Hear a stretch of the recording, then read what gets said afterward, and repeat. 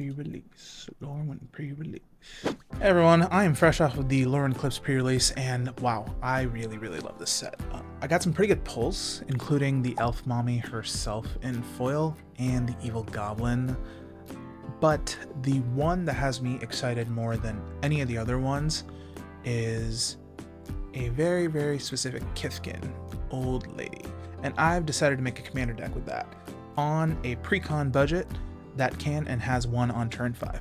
So without further ado, let's go ahead and hop right into it. Before we get started, my name is Akshay and you're watching Cozy Card Gamer. Thank you so much for your support, and let's get on into the deck tech. So the commander that I've chosen and the one that I'm most excited about is going to be Brigid Klaken's Heart. This is going to be a Selesnya token deck. It's going to have a go wide, kind of a ramp strategy that we're going to ramp into more creatures.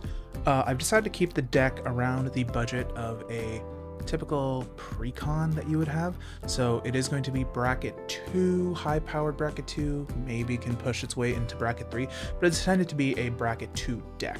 The deck is going to go off of a very simple strategy of Selesnya tokens. You're going to go wide, you're going to make a lot of creatures, and you're going to punch people in the face. So let's start with the commander, Brigid Klaken's Heart. Brigid costs 2 generic and a white.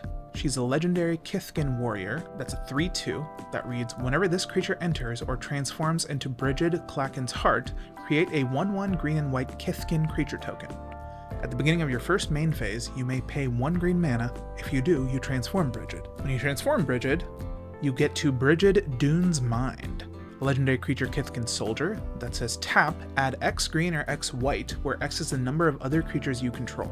At the beginning of your first main phase, you may pay white if you do transform Brigid. Obviously this commander is begging to go wide, make a bunch of creatures, right? And then the backside Brigid Dune's Mind is essentially a cheaper version of Guy's Cradle in the command zone. So for this deck, I'm going to break it down into 3 categories. We're going to start with what I'm calling the vegetable cards. So these are going to be your removal, card draw, ramp, and protection. Then we're going to move on into the main engine. This is going to include your token doublers, go wide, and ramp spells. And then we are going to go into the finishers, which is how do you actually win with this deck. At the very end, since this is a budget deck, I'm going to suggest some upgrades if you would like to take this and upgrade it a bit more to kind of really juice up the power here. But like I said, I'm trying to keep this at kind of a pre-con level cost, at least if you were to take most of the modern day pre-cons and break them down individually into their prices. Let's start with some of the removal spells. Let me get the obvious ones out of the way. I've included the Source Plowshares, the Generous Gifts. You all know those. The one that I think really works pretty well here is Season of the Burrow. Season of the Burrow is a modal card, and one of the modes is exile target non-land permanent. Its controller draws a card. You can also choose the first mode over and over to make a bunch of 1/1 white rabbit creature tokens, so it fits in with the token strategy quite well. Another removal spell here that I thought was kind of interesting was Gift of the Viper. This is kind of a pseudo removal and a protection piece for yourself, so it puts +++ on a counter, a reach counter, and a death touch counter on target creature, and you can untap it. So let's say someone swings at you and you have a bunch of tokens out, you can use this to kind of protect yourself at the same time. So it's a removal and a protection piece kind of all in one. I've also included Brigid's Command. Brigid's Command says target creature you control fights target creature an opponent controls. So if you can pump something up to be a bit bigger, you can use this as removal as well. Let's move on to the ramp category. Now ramp, your commander is kind of a built-in ramp engine, but I've included the classics like Farseek and Rampant Growth. You also have your obvious Signets and Mana Rocks and Soul Rings. I won't go over those too much. One that I included here that I think works quite well is Jaheira, Friend of the Forest, which says tokens you control have tap to add for green mana.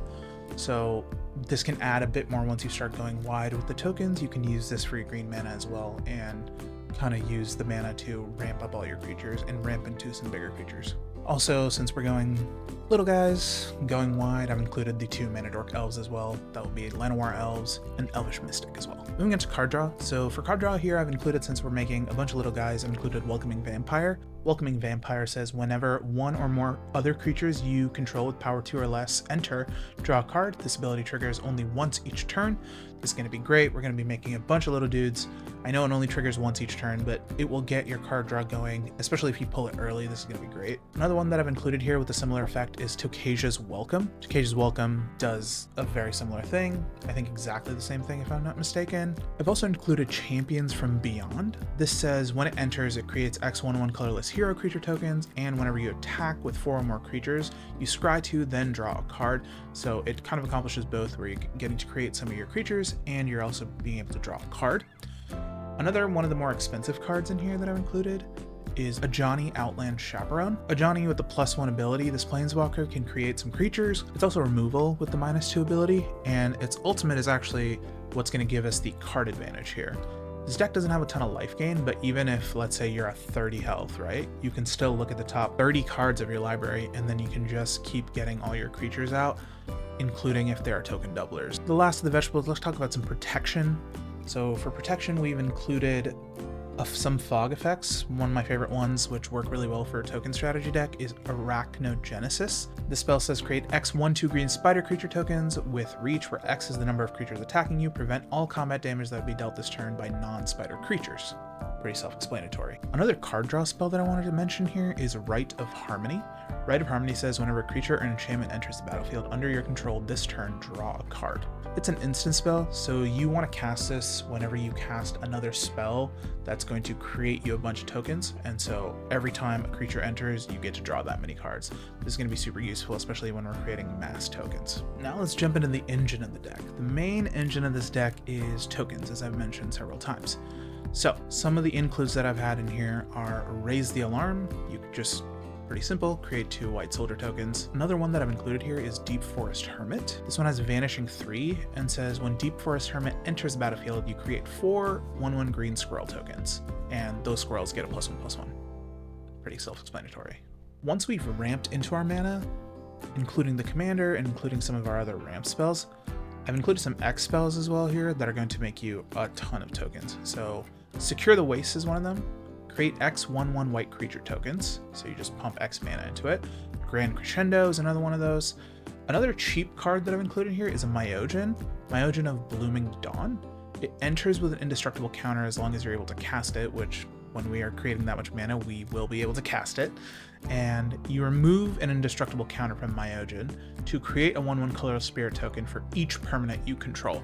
So let's say you already have a wide board, you cast out Myojin, you remove an indestructible token, your board is just now officially doubled. Another Planeswalker I've included here is Elspeth, Sun's Champion.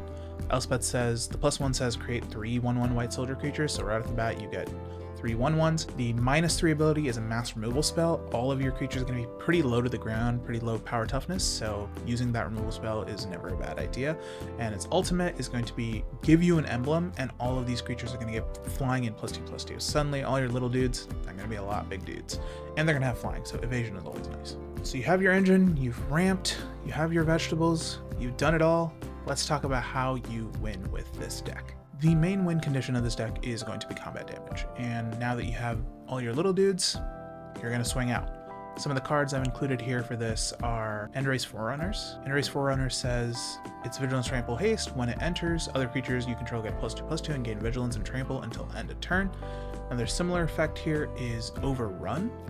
Overrun is a sorcery speed that does something similar. Creatures get +3/+3 and gain trample until end of turn. If you have that out and you combine that with a spell like Mirror Entity is a changeling shapeshifter that has an ability that you can pay X mana into, and until end of turn, creatures you control have base power and toughness XX and gain all creature types. Ostensibly, if you have a super wide board and a ton of mana that you don't know what to do with, you can pump your creature's base toughness a lot and play one of those cards, either Overrun or Endrace Forerunners, and you can swing for lethal. The first playtest I did with this, I top decked into my Endrace Forerunners. I had an insanely wide board. Some person had 40 life and the other person had 15. I was sitting at 2 life. And with that top deck, I was able to win the game and swing out for lethal. It was insane. It's an incredible feeling. Your opponents are going to know exactly what you're going to do. It's going to be very hard for them to stop it because your token doubling is just going to be so much. It's going to be persistent and consistent, and it's a ton of fun. This commander is built for that. It has token creation one side, ramp on the other side. It's perfect. Since we did keep this as a budget deck, I'm going to include some of the pricier upgrades that you can put in here. Obviously, a no-brainer here is Crater Hoof Behemoth. I put in End Race Forerunners and Overrun as kind of the more budget options, but Crater Hoof is kind of really what you want in this deck. Crater Hoof Behemoth says it has haste itself, and when it enters, it does what you want it to do. It gives everything +X/+X, where it's the number of creatures that you control and that you can swing out for lethal. Another big one here for token doublers, and an obvious one, is Parallel Lives. That card's currently sitting at $24. That's why it was kind of a harder include for me. If you want to bump up the power level of this to bracket 3, 2 game changers that I would recommend including here are Teferi's Protection, something for protection for yourself, because when you have a wide board, your creatures and yourself are going to get targeted.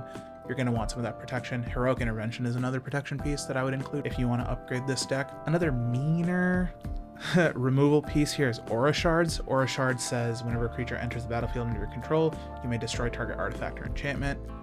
You're going to be making a lot of creatures. You're going to basically have permanent removal. This will make you a target. Again, if you want to up the power of this, I would recommend that. And another expensive ad that goes really well in pretty much all token decks is going to be Anointed Procession. Anointed Procession says an effect would create 1 or more tokens under your control. It creates twice that many of those tokens instead. That about wraps it up for this deck. I hope you build this. I hope you enjoy it. Please leave a comment below if you try this out. I think it's a ton of fun. I'm going to be coming with a lot more decks from Lorwyn Eclipsed. I really love this set, and I hope you do too. Thanks for sticking around to the end. Once again, my name is Akshay, and you're watching Cozy Card Gamer, and I'll see y'all in the next one.